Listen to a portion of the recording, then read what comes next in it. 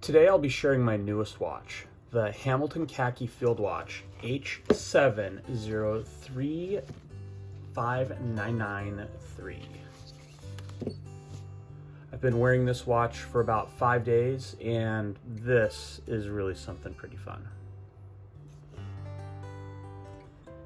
This is a cool watch. I love the colorway on this watch.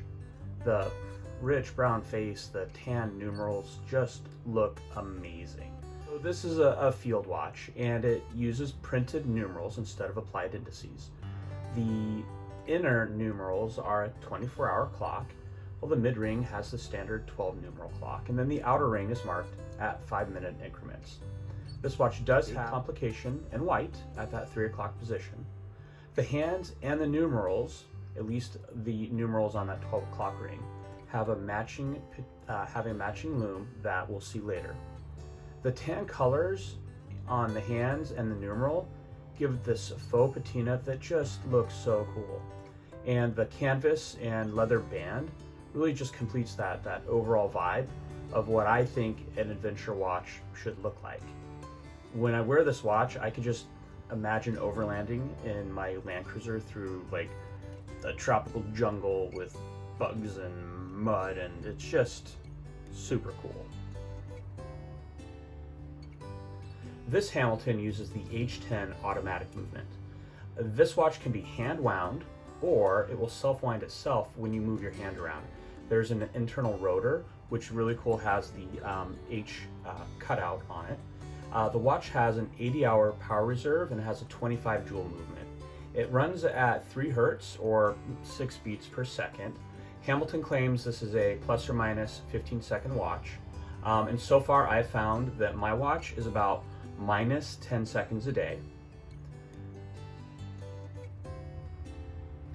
This watch has a domed sapphire crystal and a signed crown. However, the crown does not screw down, but it will still give you 100 meters of water resistance, which is fine for playing in the water or swimming, but not for scuba diving.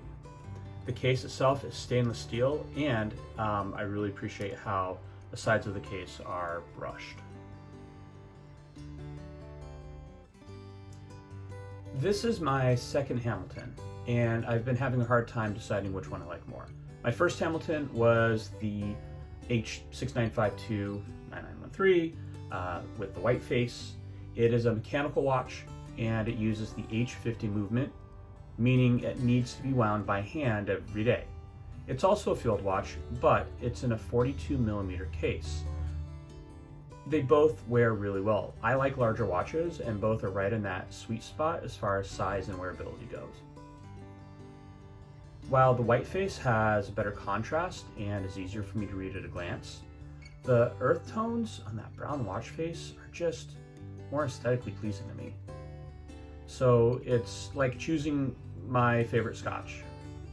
Luckily, I don't have to choose because I am free to enjoy both of them. Let's take a look at the dimensions on this watch.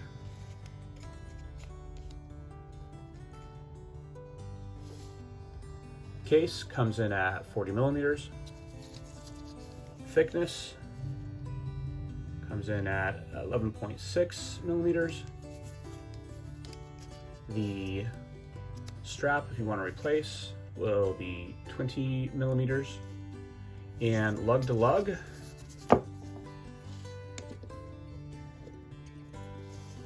coming in at about 49.5mm lug to lug.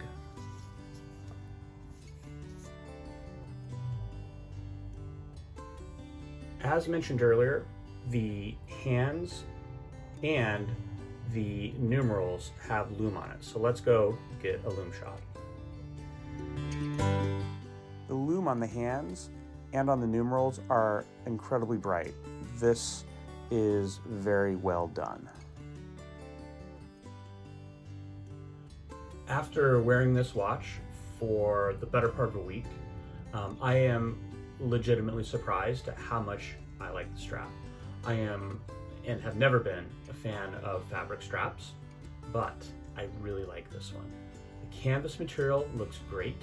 The leather backing is really comfortable, and I actually prefer it over the NATO strap on my other Hamilton. The accuracy so far on this watch is exactly what I expected, and I'm pleased with it. I can honestly say that this watch will be very high in my rotation. Thank you so much for watching, and I hope you enjoyed.